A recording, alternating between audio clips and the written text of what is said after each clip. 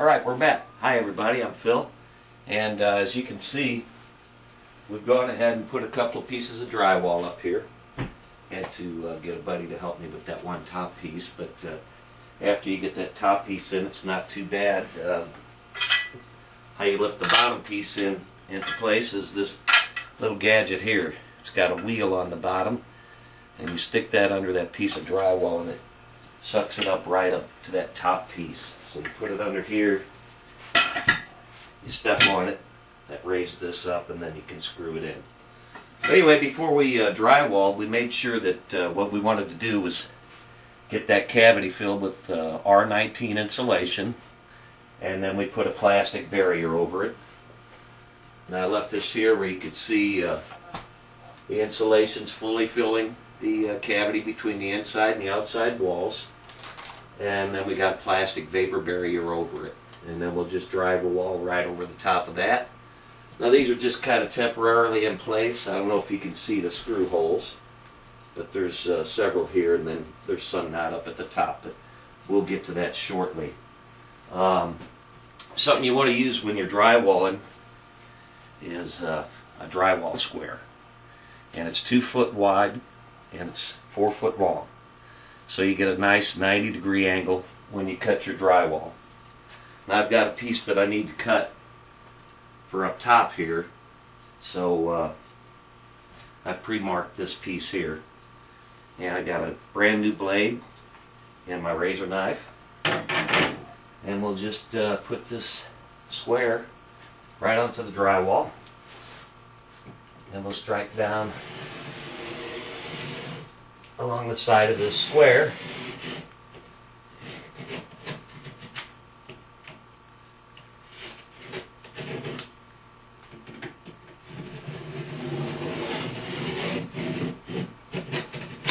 Okay, now that gives me a nice straight square line. And you just got to score that a couple of times on the front side. And then you just take your piece and you kind of pop it with your knee from the back. You got a nice clean break there, and then you just go right down the back side with your knife, and there's our piece. So I mean, that's pretty simple. Doesn't get much simpler than that. Anyway, after we get these pieces of drywall up top, and then I don't know if you can see it behind the ladder here, I still got to get these pieces down here. Now once I get those screwed on there, I'm using 1 5/8" screws to put those on with. Drywall screws, of course. We're going to put a corner bead. If you remember earlier on, we took this off of that corner, and what this does, it's a little tall, so I got to cut it to fit, but what it does is it wraps around this corner over here, and that way if something bumps into it, it doesn't, you know, just tear the drywall up, because if that was just drywall, it'd be a big gouge, but with those on there, it gives it a little bit of protection. Anyway, once I get that done, basically it's time for mudding and taping, and I don't know if we'll get right to that, because I do have some other areas here I want to do with the drywall. Also, there's paneling on these old walls over here, but I got quite a bit of stuff to take down before I can tackle that. So we'll see when that happens. After we get her mudded and taped, then we'll put our casing around the door, which is your trim board that goes around there, gives it a nice finished look. And then we'll see what we're going to do about the base here and the floor. I'm not real sure what we're going to do. I've looked at all kinds of things. I really don't want to, I don't know if I want to go with carpet in here, which kind of works because I do play the drums out here, and it kind of keeps it from echoing around. So we'll see how that goes. It's still a plan in development here. But anyway, I wanted to thank you guys for watching this series. I really do appreciate it, and we always appreciate you watching the show. Anyway, I'm going to get to it, and we'll come back after we've got her drywalled in and close this thing out.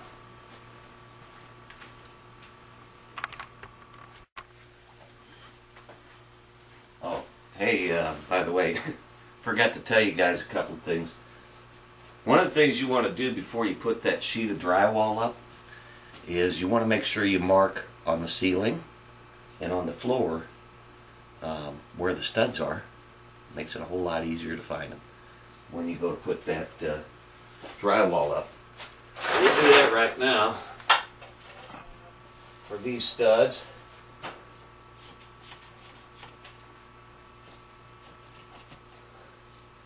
And we'll do that on top of this door frame also, because the door frame here will be where the drywall ends. Now if we were over here, we make a mark on the floor and one on the ceiling, and then we just follow it down. So another thing is, now this is just a regular cordless drill.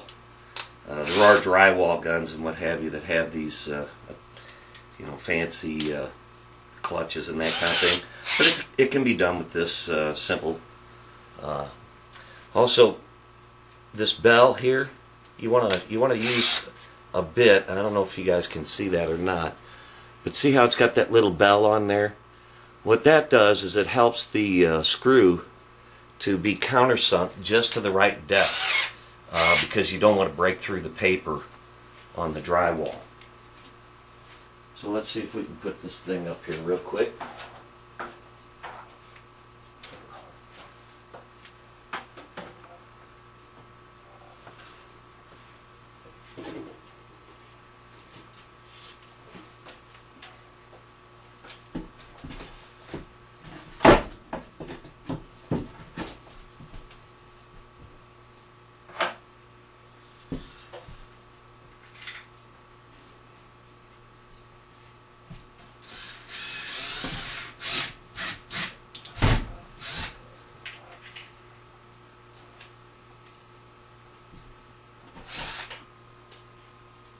Lost that one.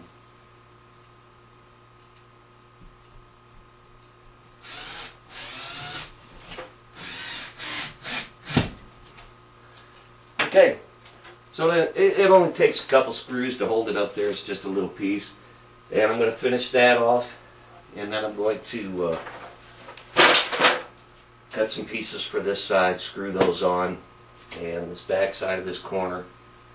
And then we'll get to the putting the corner bead on.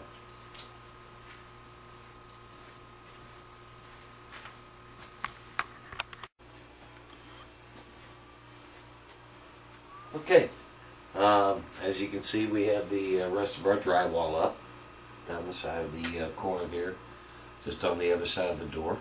So now what I'm going to do is I'm going to take some regular tin snips. Nothing fancy here. And we're going to cut this corner bead to the length of this corner. It has to be 93 inches. I mark that.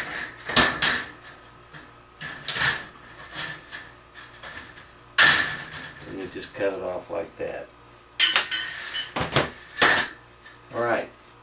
Theoretically, is it really going to work? It should go right in here. Okay. Lucky me this time, it does. Now, what I'm going to use here is, while I do screw the drywall on, when I go to corner bead, I use these cup head drywall nails. And the reason they call them cup head is because this the head of the nail is actually cupped in so that it takes the joint compound in there, and doesn't leave any marks or anything after you finish that up.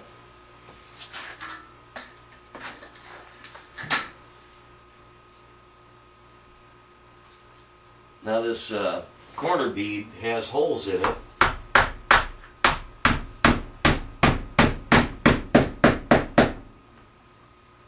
So that you have areas to nail through. Now you want to nail through that about every 8 inches.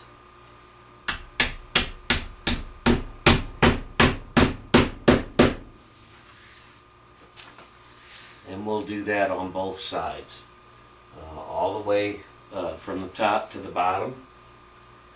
And that'll give us a nice clean edge here and something that's reinforced in case anything happens to hit up against here. And that's about it.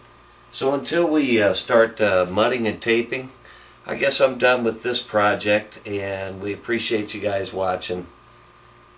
This has been Man Cave Door Install. Thanks for watching, guys.